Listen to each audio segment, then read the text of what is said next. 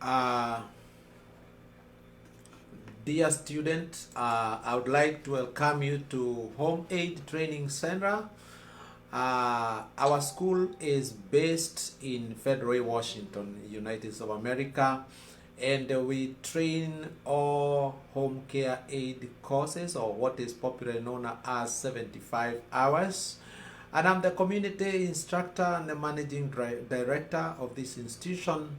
And welcome to our digital classroom. And today we want to learn about orientation. So the objective or the goal of this course is to expose you to be able to understand your environment and the care that you're supposed to go and give to the people who need to be taken care of by you. And therefore every when you're hired or you're a new hire, there are those questions that are supposed to linger in your mind so that you can be prepared to offer the best quality services, which is one of our goal here, is to give you or to train skills for life. And my name's Dr. Stephen Jenga.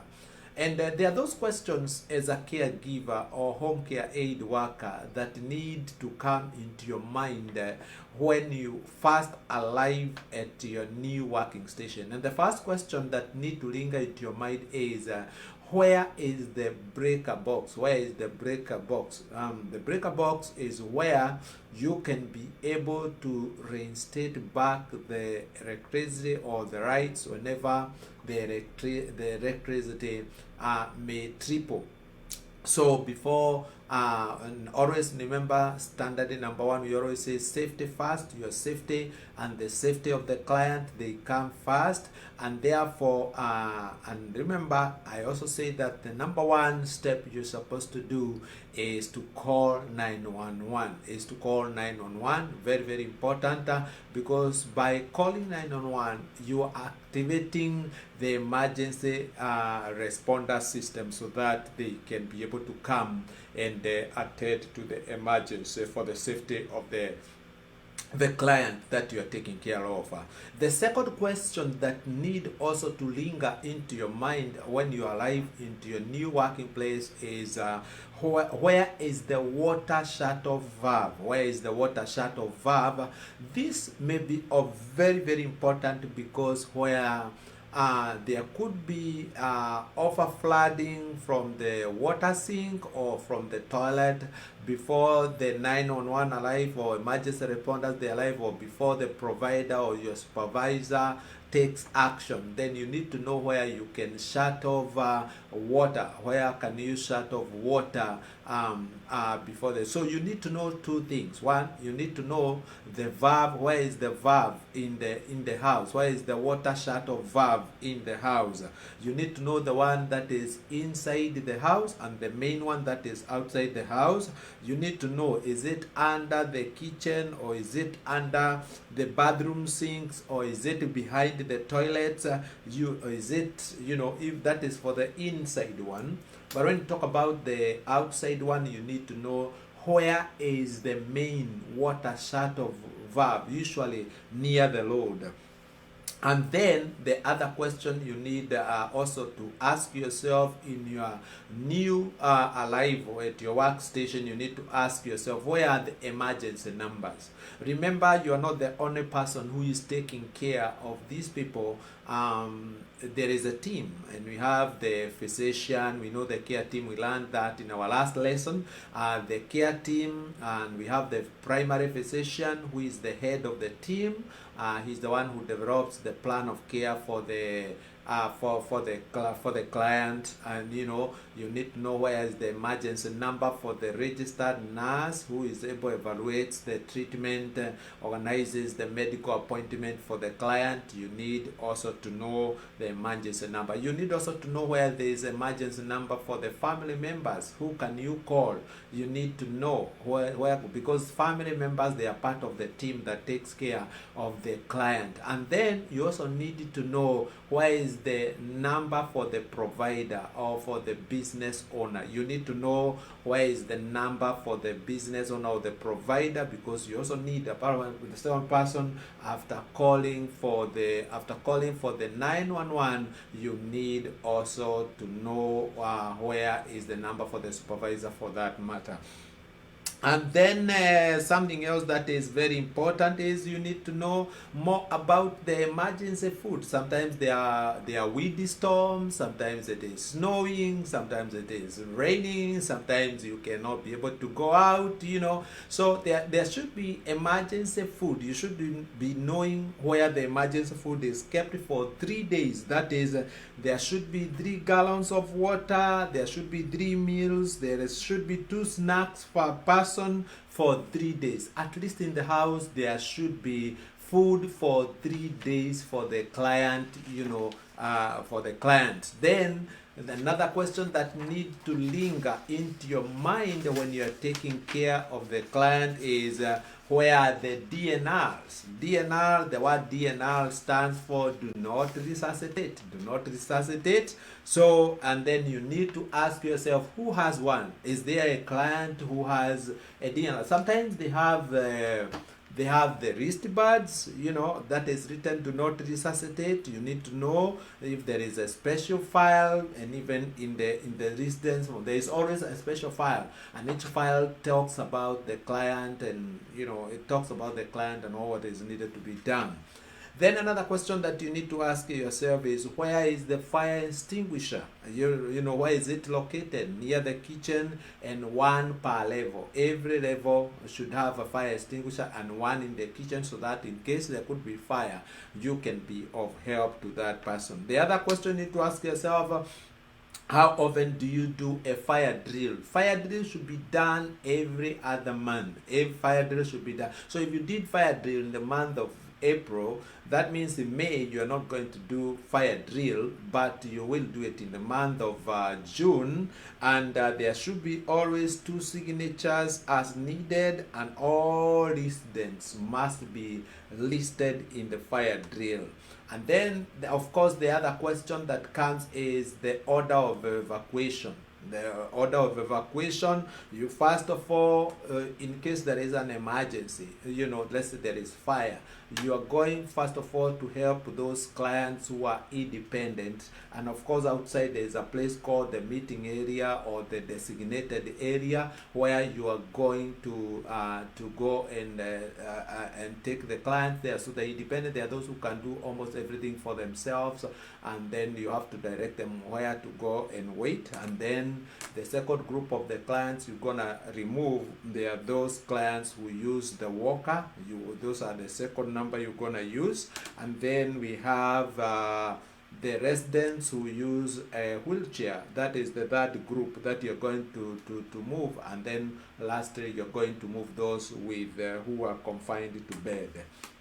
So the designated place is the meeting area. As I said earlier, this is a point whereby, and nothing should be hindering the walkways when you're doing all this. So the walkways should always be very clear, so that when it comes to terms of movement, you will be able to move them from one point easily. And then another question you need to ask yourself, is the safe area. So the safe area is what I've called the designated place. And then the other question you need to ask yourself is, where is the evacuation plan located? An evacuation plan, it tells you how the house looks like. It shows you where the bathrooms are, where the kitchen is, where are the closets, where are the bedrooms. These are questions that it helps you to understand your place of work better. So when you want to get something, you don't have to waste a lot of time trying to locate something. But if you know you want the clothes that the resident gonna wear, you just walk there, remove the clothes, or where the kitchen is, where the bathroom is. These are some of the questions that you should be able to know. Another question, as a new hire or a new caregiver hire, you need to ask yourself, where is the medication stored? the medication cupboard should be locked all the time, so you're supposed to know where the medication is stored, and it is usually in a locked area. And if it is a locked area, then how do you access the cupboard or where the medication is stored? You need to locate the keys. You need to know where the keys are kept. And then another question that you should also ask yourself is when do you do an incident report? You're supposed to do incident report as soon as possible or immediately an incident happens. No hiding. It's good to report, and you report as truthful as you can, and you'll be able to always write. Usually there is an incident form from the company, or there are those forms that are there. You're supposed to write what happened. There is the place for your full names, your date, time, the name of the client. You explain what action did you take. So if an incident happens, as there's a fall, don't go and try to lift the client because you don't know the level of injury. So you're supposed to call 911. That is number one. And then number two, you're supposed to inform the provider. Number three, you're supposed to write incident report. What happened? What did you do? What is happening with the client? And of course, you have already called 911, so they could be on the way so that they can come and help that person. So incident report is written, and it has to be consistent. You cannot say something today, then tomorrow you say something different. It has to be, the information must be consistent. Then you need to know what is the proper body mechanics. As you work, you need to take care of your body so that you do not hurt yourself, or hurt the client. Proper body mechanics. Do not lift the weight with your shoulders. Instead, lift the weight with your thighs, or with your legs, for that matter. So the way you lift or transfer a person, you need to have the object to protect. You have to object to protect your neck and also your back, because those are the areas that usually, when an injury happens, it occurs from. And then you need also to ask yourself, you need to keep area and walkways clean and well lit outside and as well as inside, because of prevention, and prevention is better than cure. This will help you to prevent falls, because falls is one of the major problems when it comes to working environment. Then you need to ask yourself, why is it important to document? If you do not document, it did not happen. A lot of incidences that happen, you find people don't take no action. Let's say a client fall, a resident fall, you don't say, and then when you are asked, you don't know even where to start. You can't tell even when it happened. That's why you're supposed to document. So every evidence or anything that you write is what counts. It's not the words of the mouth. That is not what you're supposed to do. So you're supposed to document. So if you do not document, then it did not happen. Even if you give clients some medication and you did not report that you gave the client medication, then it is counted as it did not happen. So it's always good to develop a culture of writing down. When you notice something amiss, you're supposed to always to document. And then another question we need to ask ourselves is when do we report abuse to, and why?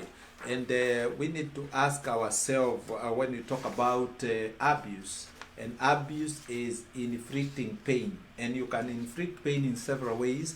You can inflict pain physically, where you slap, or you pull, or or you all those kinds. So don't cause injury to client, and that is called an abuse. And then the mental abuse is whereby you may curse someone, and when you curse someone also, that is also not good. Downgrading or talking down to a client, that is regarded as a form of abuse. So and by the way, when we train you, immediately begin training, you become a mandatory reporter. That means you are required by the law to report. You do not need permission from anyone to report an incident that has happened to the resident or to the client.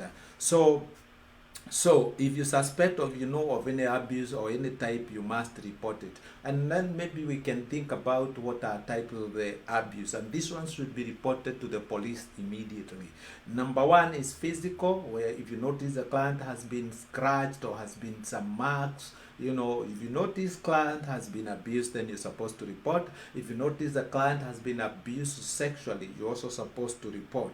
So they should be reported to the police. Also, financial exploitation is a form of abuse, whereby you're not supposed to use clients' money for your personal things or for your personal gains for that matter. And also you're not supposed to do what you call abandonment. Abandonment is whereby you leave the client alone or unattended. So let's say for example you cannot take a client to a doctor's appointment and then you leave him alone, him or her alone in the car, and you go to the shop or you go to Walmart or you go to Safeway or you go to buy something. There it is unjustifiable to never ever leave the client alone. Never ever leave the client alone at any one time, no matter the reason, no matter what. You suppose you have an emergency, you have the right to call the supervisor or call the business provider and let them know. If you're not feeling well, they can always come and be able to take care of the client when you